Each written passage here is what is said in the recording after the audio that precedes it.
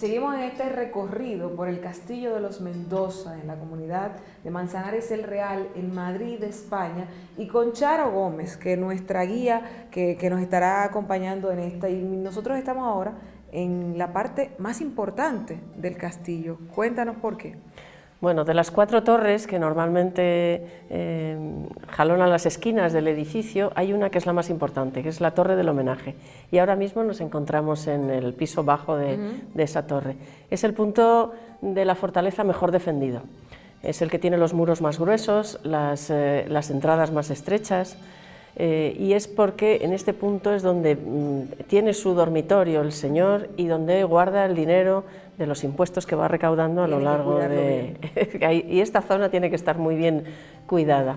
Exacto. Ahora mismo está decorada y ambientada en lo que sería un estrado de damas, que es la habitación en la que las mujeres pasan el día. Cuéntanos un poquito de esto, porque yo me acuerdo bien que en la casa de Lope de Vega vi algo similar, pero en la casa de Cervantes, casa natal de Cervantes, también vi que las mujeres tienen su espacio, pero siempre por debajo del de los hombres. Los hombres se sientan en sillas, tienen camas altas, pero las mujeres siempre por abajo. Cuéntanos de esto.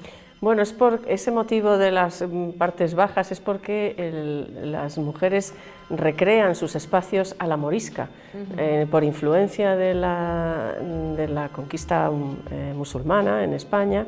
Esos ambientes de cojines y de estrados bajos en los que ellas se recuestan y pasan el día tejiendo, bordando, cotilleando, en la que tienen sus baúles donde guardan sus vestidos, sus ajuares, y en la que los trovadores y los poetas, los músicos las entretienen a lo largo de las horas del día. Mira qué interesante. Y en esta parte de la torre donde estamos, que es la más importante, la Torre del Homenaje, fue aquí que le juraron fidelidad a su duque. Cuéntanos por qué se llama Torre del Homenaje esta parte. Sí, bueno, en la Edad Media hay un rito que vincula a los servidores de un señor con el señorizo. Esto se hace a través de una especie de ritual en la que el vasallo se pone al servicio del señor de forma simbólica, arrodillándose ante él, de manera que le presta fidelidad y ofrece su trabajo y su vida, en este caso a los duques del Infantado y condes del Real de Manzanares. Pero eso se hacía en esta zona.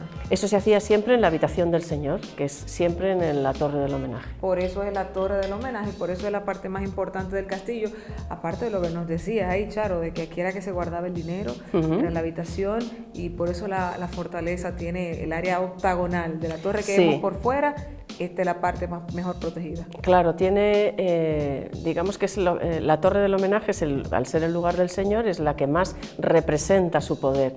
Es la más grande y en este caso tiene un detalle arquitectónico curioso, que es el paso de una planta cuadrada que tienen los pisos más bajos a una planta de 8 lados, octogonal, que se hace a través de estas trompas en las esquinas que permiten duplicar los lados de la habitación. O sea que todavía es más inmenso, pero por fuera que se ve mejor. Entonces, ahora, ¿dónde nos piensas dirigir? ¿A qué otra área es importante que nosotros conozcamos del castillo? Bueno, vamos a subir a la parte alta, en la que, además del hermosísimo mirador que da el embalse de Santillana, vais a poder ver las zonas más íntimas, más privadas de la familia, que es la alcoba y el oratorio. Bueno, pues ustedes ya lo saben, no se muevan, que seguimos aquí con muchísimo más en Mi Libro y Yo, conociendo este castillo de los Mendoza en la comunidad de Manzanares el Real, en Madrid, España, para todos ustedes en República Dominicana.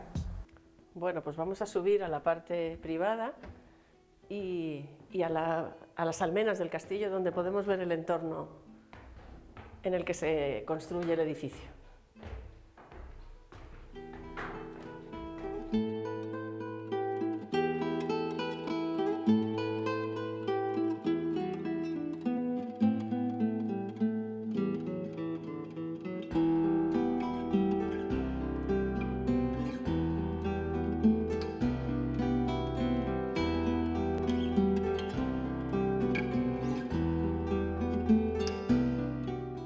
Seguimos en esta parte del castillo de los Mendoza con Charo Gómez. Charo, cuéntanos, ¿qué área es esta? Porque me siento como que con ganas de tirarme a dormir por ahí.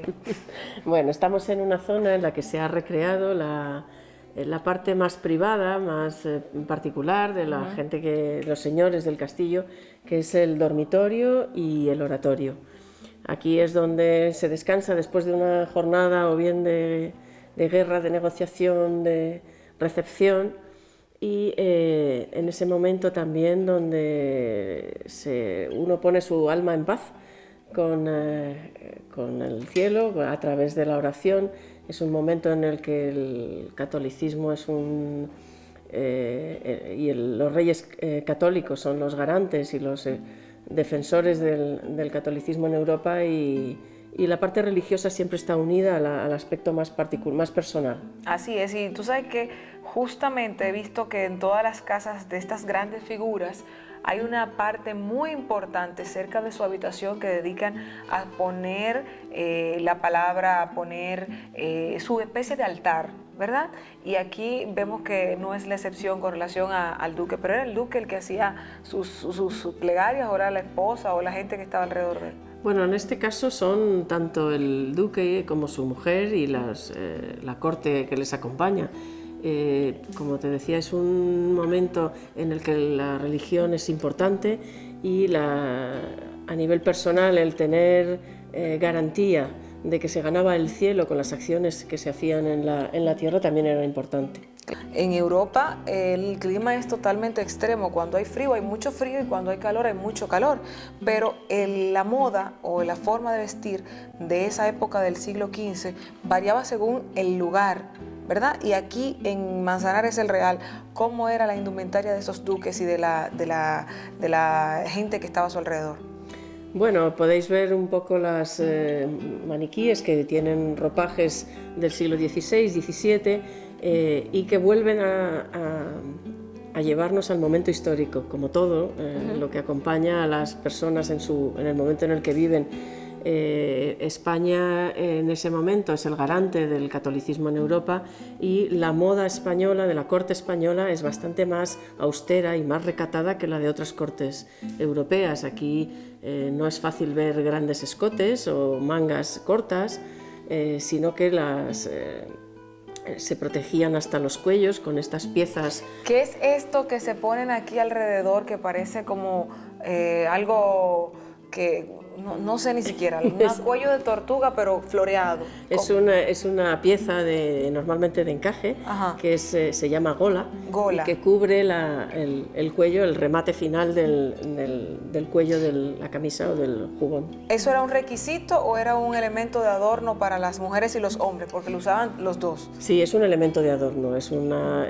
Las telas con las que está fabricada esa pieza son caras, y la dificultad de confección también, y solamente está reservada a familias o personas que pudieran pagar esa pieza de lujo. Y eso era parte del lujo, algo muy elegante para ellos en esa época, ¿verdad? Sí. Entonces, ¿qué tan fuerte o pesados eran estas indumentarias, estos vestidos? Porque nosotros lo estamos viendo aquí. Yo no me imagino metiéndome diario en un vestido de esta forma y con todo esto. Yo digo, caramba, era un nivel de vida donde la ropa se tomaba medio día para ponértela. ¿Cómo lo hacían? Sí, bueno, aparte de tardar, que tardarían, contaban con ayuda. Las damas para vestirse tenían 2, 3 o más doncellas y servidores que atendían su cámara y les ayudaban a vestirse y a desvestirse, porque verdaderamente los trajes, sobre todo los corpiños, los corsés, son complicados de poner, con ataduras en la espalda que uno solo no puede